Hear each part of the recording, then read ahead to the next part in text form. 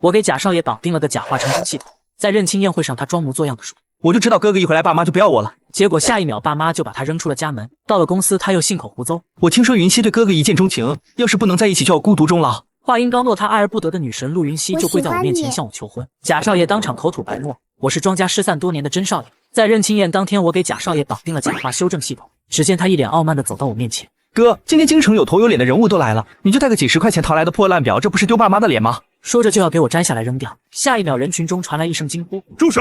钱老激动得满脸通红，快步走上前。如果我没看错的话，这应该是100年前瑞士制表大师路易·宝基亲手制作的玛丽·安托瓦内特复刻孤品原型机。上个月，苏富比拍卖行有一块类似的残次品，都拍出了8000万。就这块的品相，起拍价至少3个亿。庄父原本阴沉的脸瞬间爆发出狂喜的光芒，庄母更是不可置信的捂住了嘴。庄楚生的脸瞬间涨成了猪肝色，语气结结巴巴：“不可能，这明明看着那么旧。”钱老冷哼一声：“哼。”不懂就别瞎说，那是岁月的沉淀，是古董的魅力。本想看我出丑的庄楚生，自己此刻却成了笑话，于是不甘心地走到我面前，想借着假摔把我推进身后的警官室里，还故作惊慌地大喊：“哥，小心别掉下去啊！”这时系统提示音在我脑海中响起：“叮，检测到谎言，庄楚生假意提醒宿主要小心，实则意图谋害，判定结果为假话，修正结果为掉下去的将是说谎者本人。”伴随着一声惊呼，庄楚生精准无误地砸进了警官室里，庄母失声尖叫，保安们急忙跳下去把庄楚生捞了上来。上岸后的庄楚生仍不死心：“妈，就是庄必凡推的我，他就是要杀了我。”庄母闻言扬起手就要打我。庄必凡，你这个心肠歹毒的东西！楚生好心给你送蛋糕，你竟然推他下水，庄家容不下你这种人！我一把抓住了庄母的手腕，目光冰冷地看着他：“妈，你要是不相信我的话，可以查监控，看看我有没有碰过他一根手指头。”庄父此时也走了过来，脸色铁青：“够了，还嫌不够丢人吗？”庄楚生见诬陷不成，于是扑通一声跪在庄父庄母面前，开始声泪俱下，祭出了以退为进的杀手锏：“爸妈，都是我的错，是我不该出现在这里。哥哥他回来肯定看我不顺眼，毕竟我占了他的位置18年。既然哥哥容不下我，那我走。反正哥哥回来了，爸妈有了亲生儿子，肯定不会再疼我这个养死了。我在这个家就是多余的。”就在这时，我脑海中的系统提示音再次响起：“叮，检测到谎言，庄家夫妇将立刻执行不再疼爱指令，并将其驱逐。”只见原本还准备去扶他的庄母动作突然僵住了，庄父的眉头也皱了起来：“你既然有自知之明，那就滚吧！”庄楚生的哭声戛然而止，他瞪大了眼睛：“爸，你说什么？”庄母也慢慢直起了身体，嫌弃的用手帕擦了擦刚才碰到庄楚生的手指：“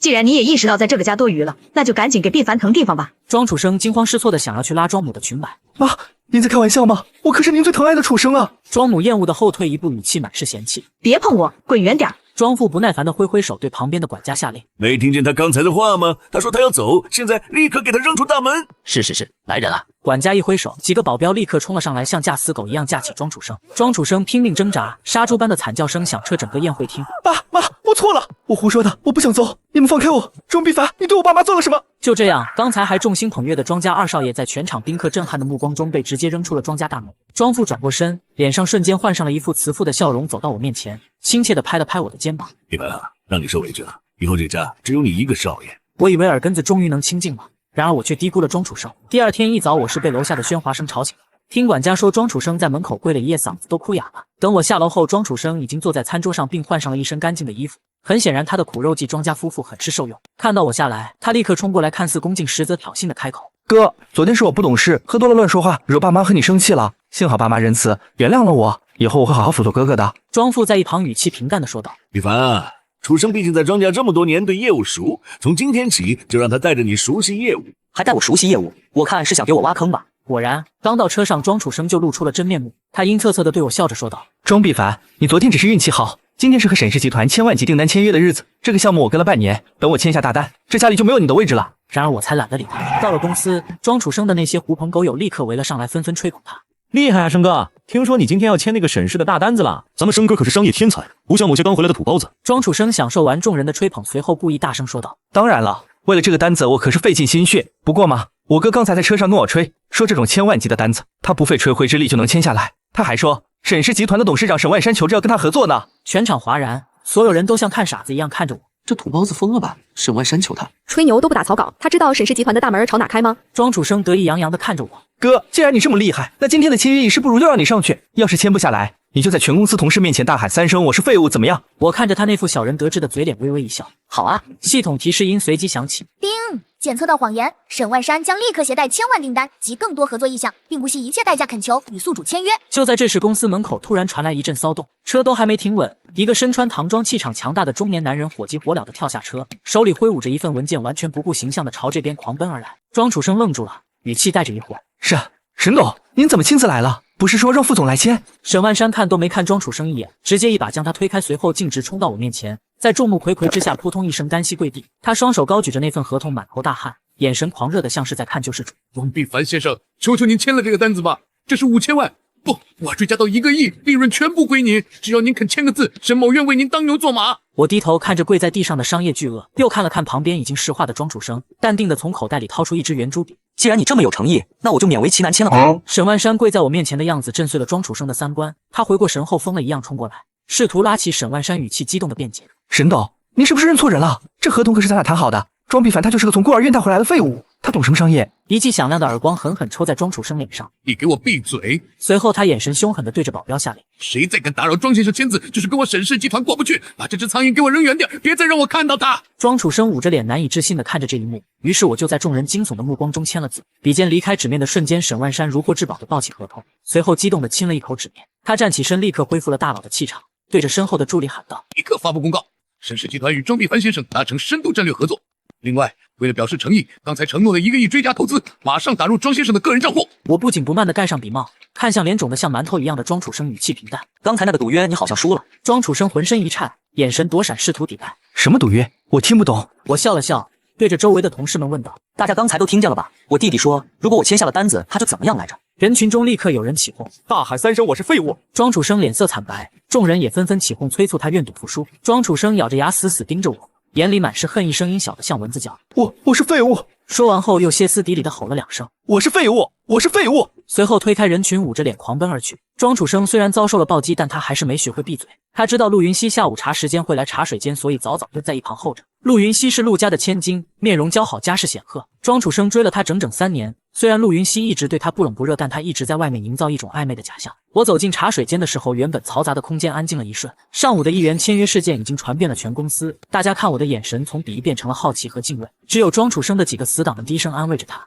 生哥，那土包子运气真好，竟然真签了。”“哼，肯定是沈董脑子抽了，或者是庄家暗中帮了他。”“那是自然，我爸妈为了补偿他，私底下动用了不少关系。其实那合同本来就是我的，是他抢了我的功劳。”刚说完，就看见陆云熙走了进来，于是他立刻提高音量，对着身边的死党说话，确保让周围的每个人都听到。“你们别看那土包子现在得意，其实陆云熙最讨厌这种暴发户嘴脸了。云熙跟我说过，他看到庄必凡就觉得恶心，恨不得离他8丈远。他心里其实一直只有我。”周围的死党立刻附和：“那是，生哥和云熙才是郎才女貌。”谁知陆云熙突然停下了脚步，他原本清冷的眼神在看到我的那一瞬间变得炽热无比，他径直朝我走来。庄楚生见陆云熙走过来，以为他是来找自己的，立刻站起来摆出一个自以为帅气的姿势。“云熙，我……”结果陆云熙看都没看他一眼，直接将他推开，语气厌恶：“墨尔本仙女，你个丑八怪！”在所有人震惊的目光中，陆云熙快步走到我面前，那张平日里冷若冰霜的脸上浮现出小女生的羞涩和不悦。她声音甜得发腻，双手拿出一个精致的便当盒，拿到我面前：“必凡，听说你中午没吃好，这是我亲手做的爱心便当，只有你有哦。”我挑了挑眉，看着眼前这个突然性情大变的人，我知道系统又开始工作了，于是故意冷淡地说道：“我不饿。”“没关系，那你渴不渴？我去给你买奶茶，你要全糖还是半糖？或者你想不想喝我亲手泡的茶？你长得真好看，比那个什么庄楚生好看1万倍，我以前怎么没发现？我的真命天子就在这里呢。”旁边有好几个正在喝水的同事直接变成了砰。庄楚生此刻心都快碎成渣了，语气带着难以置信：“云熙，你不是说最讨厌他吗？你说你看到他就恶心。”陆云熙猛地回头，眼神瞬间变得像刀子一样锋利，厌恶地看着庄楚生：“你有病吧？我什么时候说过这种话？必凡是我男神，是我见过最完美的男人。至于你，以后离我远点，看到你我就想吐，一股虚伪的臭味。”说完，他又转过头对着我，语气带着期待：“必凡哥哥，晚上有空吗？我想请你看电影，包场那种哦。”庄楚生只觉得眼前一黑又一黑，胸口一闷，一口老血差点喷出来。我拿起那盒便当打开尝了一口，语气平淡：“看电影就算了，不过这饭味道还不错。”陆云熙激动的差点跳起来：“真的吗？那我天天给你做，做一辈子好不好？”晚上回到庄家，气氛压抑的可怕。庄楚生一回家就开始告状，但他学乖了，不敢直接撒谎说我打他，而是采取了更高级的绿茶战术。餐桌上，庄楚生只喝白粥，一脸虚弱。庄母心疼的给他夹菜：“楚生怎么瘦了？是不是最近的饭不合胃口？”庄楚生叹了口气，悠悠的看了我一眼，语气委屈：“妈，我不饿，只是今天哥哥太耀眼了。沈董那1亿的单子，哥哥没跟我商量就签了。原本那个项目我是想挂在家族名下的，现在变成了哥哥的私人业绩。不过没关系，只要哥哥开心就好。庄父闻言，筷子重重一放，不悦地看向我，语气愤怒：毕凡，你怎么回事？一家人做生意，怎么还分你的我的？那1亿的资金马上转到公司账上来，由我统一调配。你刚回来什么都不懂，别再被人骗了。我切着牛排，头也不抬地反驳：那是沈万山指定给我的，转给公司，凭什么？庄父怒视着我，语气强硬：凭我是你爸，在这个家所有资源都是共享的。楚生为了这个家付出了多少？你才回来几天就开始搞小金库了啊？我放下刀叉，目光扫过庄父和庄母，冷笑道：共享资源是共享的，那待遇呢？庄楚生名下有3套别墅、5辆跑车，每年2000万的零花钱，还有公司5%的股份。我呢，我就这一身管家找来的旧西装，连块表都是我自己带来的。这就是你们说的共享。庄母立刻皱眉不悦地开口：毕凡，你怎么这么斤斤计较？楚生是你弟弟，从小娇生惯养，多花点怎么了？再说了，我们对你们2个从来都是一视同仁的，没有偏袒过谁。庄父也语气坚定地附和道：没错，在我心里，你们2个地位一样重，我是绝对公平的。我嘴角勾起一抹诡异的笑容，等的就是这句话。只见庄母突然浑身一震，她的眼神呆滞了一瞬，随后冲到我身边，一把抢过我手里的刀叉，然后切好一块牛肉递到我嘴边，语气亲昵又心疼：毕凡啊，妈妈的好儿子，来张嘴，妈妈喂你，你看看你瘦得跟猴一样，妈妈心疼死了。全桌人都傻了，我也愣了一下，庄楚生更是惊得勺子都掉进了粥里，语气带着疑惑和不满：妈，你在干什么？我都还没吃呢。庄母回头冲着庄楚生一声咆哮：吃什么吃？你自己没手啊？没看见我在喂你哥哥吗？你少吃一口又饿不死。毕凡，来张嘴啊！庄母强行把牛肉塞进我嘴里，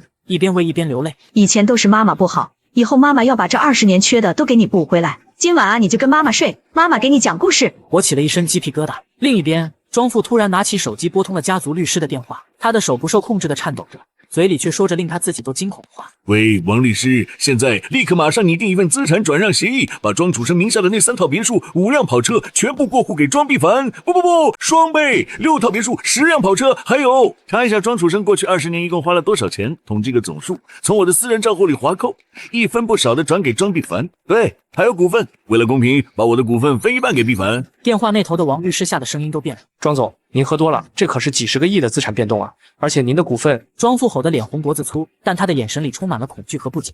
他在心里疯狂抗拒，身体却不受控制。少废话，执行，这是命令，我要公平，我要绝对的公平。庄楚生听到这些话，整个人彻底瘫软在椅子上，语气带着绝望和不甘：啊，你疯了！我的别墅，我的股份，那都是我的。庄父挂了电话，大口喘着粗气，额头上全是冷汗。他看着我，眼神复杂到了极点。紧接着手机震动声接连响起，银行转账提示音像连珠炮一样传来。短短10分钟，我的身价暴涨几十亿。而庄楚生除了手里那碗白粥，突然觉得自己变得一无所有。我看着对面面如死灰的父子俩，微笑着说道：爸妈，谢谢你们的一视同仁，我很满意。庄楚生看着我，眼里的光彻底熄灭了。他终于意识到这个家变天了。没过几天，庄楚生的生日就到。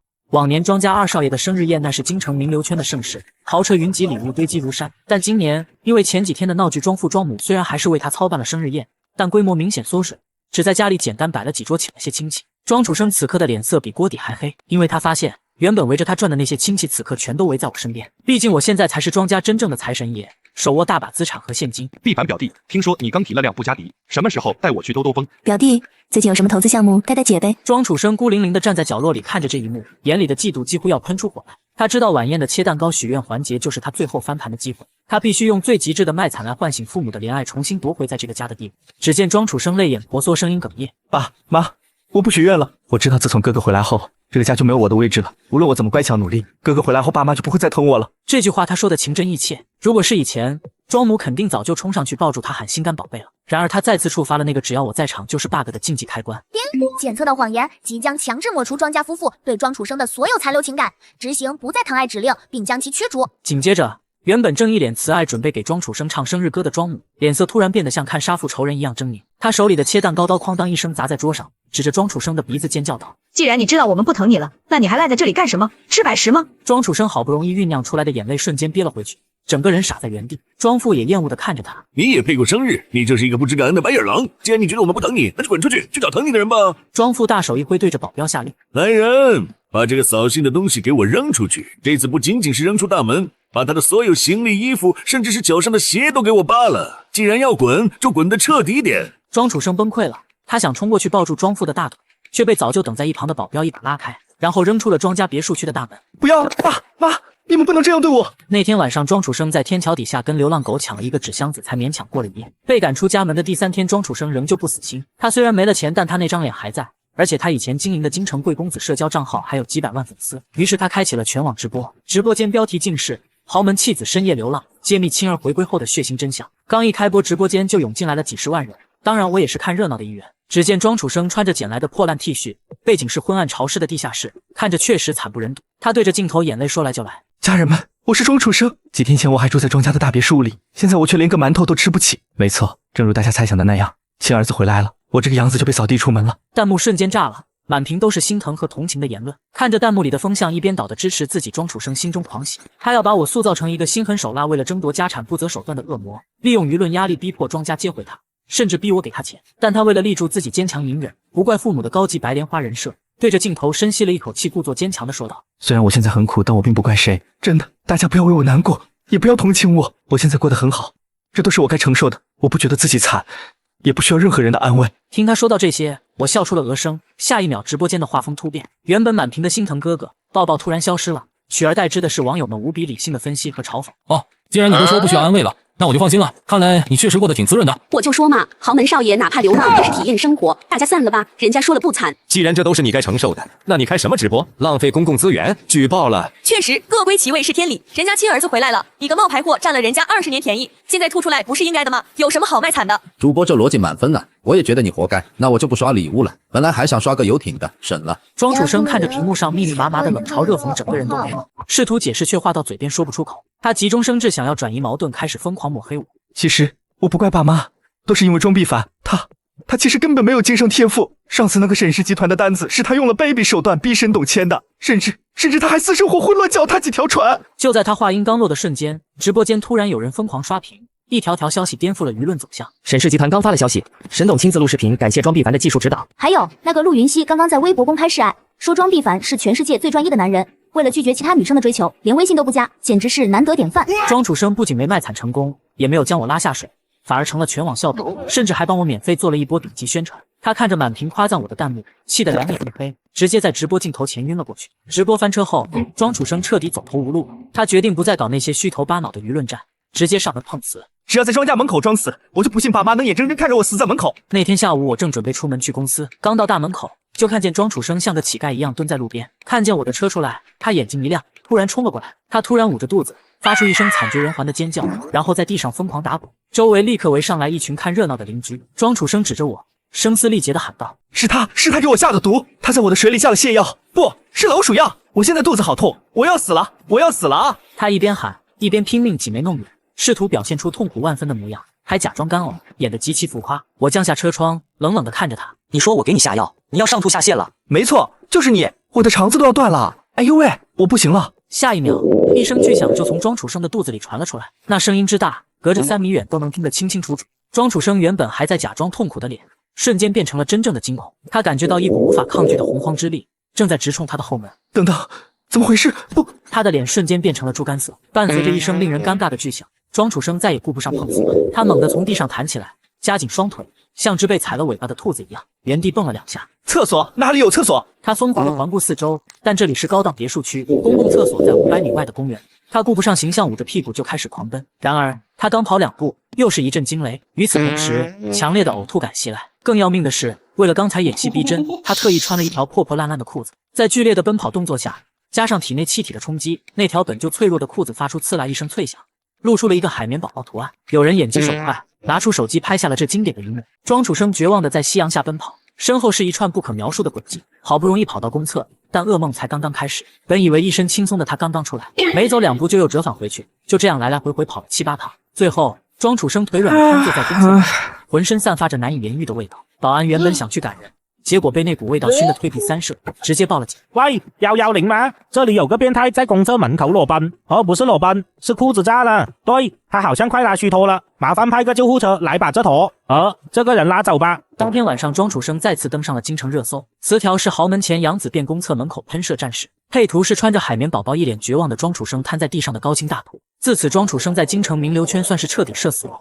他知道想要扳倒我，只能依靠庄家，所以他天天跪在庄母的必经之路上求原谅。久而久之，我那偏心的母亲竟再次心软，将他带回了庄家。这次他变得异常沉默，没有了往日的嚣张，也没有了绿茶般的哭诉。我知道他在憋大招。果然，平静的日子没过2天，庄家就出事了。庄父放在书房保险柜里的一份绝密商业机密文件，那是关于庄家未来5年核心战略的标书，不翼而飞了。一旦这份标书泄露，庄家至少损失上亿。庄父急得像热锅上的蚂蚁，把家里所有佣人都叫到了大厅，雷霆大怒：查，给我彻查！谁拿了标书，现在交出来，我可以不追究，否则别怪我翻脸无情。就在这时，庄楚生站了出来，他脸色苍白，看起来虚弱无力，但眼神却死死地盯着我。他咳嗽了2声，用一种极其诚恳，甚至带着点讨好的语气说道：爸，您先别急，我觉得这事儿肯定不是哥哥干的。我挑了挑眉，哟，太阳打西边出来了，竟然会帮我说话。庄楚生走到我身边，假惺惺地拍了拍我的肩膀，继续说道：虽然哥哥刚回来，对家里的规矩不懂，也许缺钱花，但他毕竟是亲生的，怎么可能偷自家的东西去卖呢？爸，我敢用性命担保，监控里绝对没有哥哥偷东西的画面。我们还是报警吧，别怀疑自家人了。他这话说的极有技巧，表面上是在帮我洗白，实际上却是在疯狂暗示就是我偷的，而且他还特意提到了监控。我知道他肯定早就对监控动了手脚，而此时的庄父早已被愤怒冲昏了头脑，听了庄楚生的话，立刻吼道：对，查监控，管家把书房昨晚的监控录像调出来。庄楚生低着头，嘴角勾起一抹不易察觉的狞笑。庄必凡，你就等着身败名裂吧。按照他的剧本，下一秒出现的应该是我鬼鬼祟祟潜入书房的身影，然而画面中竟出现了庄楚生的身影。庄楚生眼珠子差点瞪出来，不可置信地揉了揉眼睛，失声尖叫：不可能，这不可能，明明应该是。他想说应该是庄必凡，但话到嘴边又硬生生咽了回去。视频里高清无码的庄楚生熟练地输入保险柜密码，拿出文件塞进怀里，然后还对着监控镜头露出了一个得意的冷笑。全场死寂，庄父的脸色从铁青变成了黑紫，庄母捂着胸口，差点晕过去。我抱着手臂，啧啧称奇。这就尴尬了，弟弟，你刚才说的对，监控里确实没有我，你的预言真准啊！庄楚生浑身颤抖，像见了鬼一样看着大屏幕，又看了看我，被庄父一脚踹倒在地，还在垂死挣扎。不是这样的，我明明改了，我明明找顶级黑客做了特效，为什么还是我？为什么？爸，我没有，这是幻觉，这是庄必凡搞的鬼！庄父怒不可遏，对着保安咆哮：畜生！真的是畜生！你偷东西就算了，还想栽赃给你哥，你还改监控，我庄家怎么养出你这么个狼心狗肺的东西？报警，把这个商业间谍给我送进去，我要让他把牢底坐穿！保安一拥而上，就在被拖走的最后一刻，庄楚生突然爆发出一股蛮力，挣脱了保安。他眼神涣散，似乎彻底疯了，仰起头，对着天花板歇斯底里地吼出了那句让他后悔终生的话，试图用毒誓证明自己的清白。如果是我干的，就让我天打五雷轰，不得好死！这一声吼气壮山河，连大厅的水晶吊灯都被震得晃了2下。庄父庄母愣住了，在这个讲究因果报应的圈子里敢发这种毒誓，以为他真的有冤情。然而下一秒，原本还是晴朗的天空突然乌云密布狂风，紧接着一道刺目的蓝紫色闪电，违背了物理常识，竟然直接穿透了庄家别墅的落地窗，像一条愤怒的雷龙，精准无误地劈向了大厅中。我和父母下意识地往后退，快跑！但那道雷显然装了 GPS 导航，他绕开了所有人，直奔庄楚生。巨响震耳欲聋，大厅里瞬间白光一片，所有人都短暂失明了。等视力恢复时，大厅中央赫然出现了一个焦黑的大坑，坑底躺着还在冒烟的庄楚生，